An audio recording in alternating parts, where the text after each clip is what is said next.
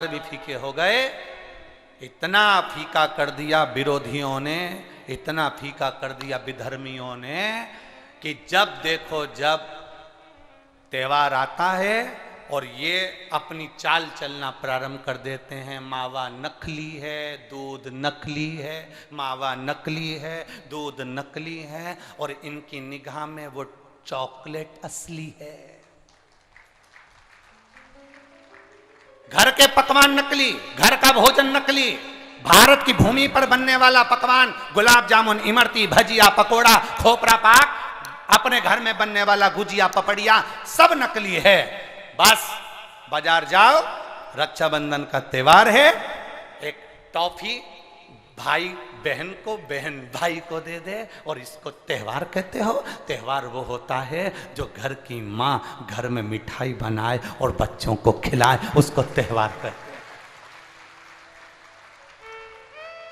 फीका कर दिया त्योहारों को। जो भी त्योहार आते हैं या तो 2 हो जाएंगे, 3 हो जाएंगे, या फिर इतने छोटे हो जाएंगे कि उसमें आप विचार करते रहोगे कि मैं कल मनाऊं कि परसों मनाऊं। बस इसी विचार में पड़ते रहेंगे। और हमारा सनातन धर्म का जो हमारा एक आनंद है, हमारे जीवन का जो सुख है, त्योहार का जो उत्साह है, त्योहार का, जन्माष्टमी आती थी पहले, लोग ऐसी जन्माष्टमी मनाते थे। रामनवमी आती थी पहले, रामनवमी मनाते थे। रक्षाबंधन आता था पहले, रक्षाबंधन खुशियों से मनाते थे। जब होली आती थी, होली खुशियों से मनाते थे। दिवाली आती थी, दिवाली खुशियों से मनाते थे। संक्रांति आती थी, संक्रांति खुशियों से मनाते थे। जितने त्योहार आते थे, एक आता था और उसमें उत्साह, उमंगता, आनंदता होती थी। आज के जमाने में इतना इतना बांट दिया, इतना इतना बांट दिया कि त्योहार को भी 2-4 कर दिए तो लोग विचार में पड़े रहते हैं। अब करें तो करें क्या, अब विचार करें तो करें क्या।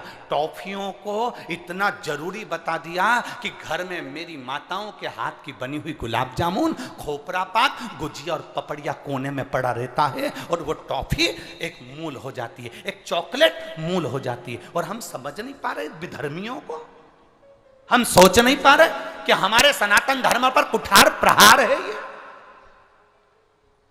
हमारे सनातन धर्म को नष्ट करने का प्रहार है ये। त्योहारों पर कौन सा एक, किसी ने बता दिया कौन से शास्त्र, कौन से वेद और कौन से पुराण में लिखा है कि त्योहार पर बहन भाई को तिलक लगाए तो टॉफी खिलाए, चॉकलेट दे। यह हमारा सभ्यता, हमारी संस्कृति और हमारा संस्कार नहीं है। यहां तो ये नियम है, बहन भाई को जब राखी बांधे तो बांधने पर उसने अपनी माँ से जो मिठाई बनाई हो वो थाली में रखी हो, और बहन भाई को और भाई बहन को खिलाए, तो माता पिता का आशीर्वाद उसके शरीर में पहुंच जाए, उसके जीवन में पहुंच जाए। हम किन ओर जा रहे हैं? और हम चिल्ला चिल्ला कर कह रहे हैं धर्म की, अधर्म का, प्राणियों में विश्व का हो गया। सीधी बात। हम जा कहां रहे हैं?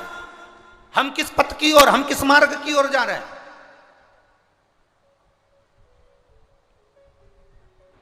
भ्रम में पड़ गया, विचारों में पड़ गया, हम भ्रमित हो रहे हैं, भ्रमित। एक ने कह दिया, सियोर वाला महाराज कहता है शंकर जी पे चढ़ा हुआ जल पीना चाहिए, सियोर वाले महाराज कहते हैं बेलपत्री चढ़ी हुई खाना चाहिए। फिर कहीं का आ गया जिसको सियोर वाले महाराज का विरोध करना था, उसने कह दिया ना जल पियो ना बेलपत्री खाओ, नहीं तो तुम्हारा जीवन ऐसा हो जाएगा। ये विरोध शास्त्र का नहीं है, ये सियोर वाले महाराज का है कि इन्होंने अगर बोला है तो उसका विरोध करना, इन्होंने बोला दुर्वा चढ़ाओ, उसका विरोध करना, इन्होंने बोला चावल चढ़ाओ, इसका विरोध करना। और दुनिया के लोग उनके झाले में पड़ जाते हैं। हमारा नियम, निवेदन है, ना तुम सीहोर वालों की मानो, ना तुम किसी की मानो। गीता प्रेस गोरखपुर की शिव पुराण बाजार से लेकर आओ, उसको दिल से धीरे धीरे पढ़ो, उसमें सब मिल जाएगा तुमको जो सीहोर वाला अपनी व्यासपीठ से बोलता है।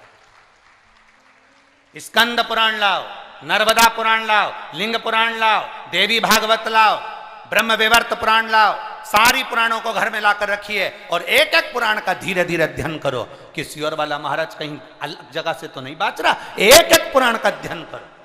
केवल फेसबुक, यूट्यूब और मोबाइल पर ज्ञान नहीं मिलता कि आप थोड़ी देर खोल के बैठकर आपने ज्ञान ले लिया। ये तो हमने पढ़ा था शास्त्र में ऐसा। शास्त्र को पढ़िए, वेद को पढ़िए, अपने पुराणों को पढ़िए, उसका अध्ययन करिए कि बेलपत्री का चरित्र कहां वर्णन करा।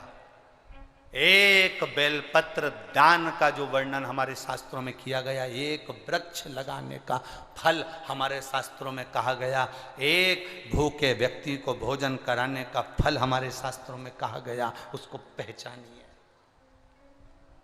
एक नवयुवक लड़का अपने पिता के सिंहासन पर बैठ गया,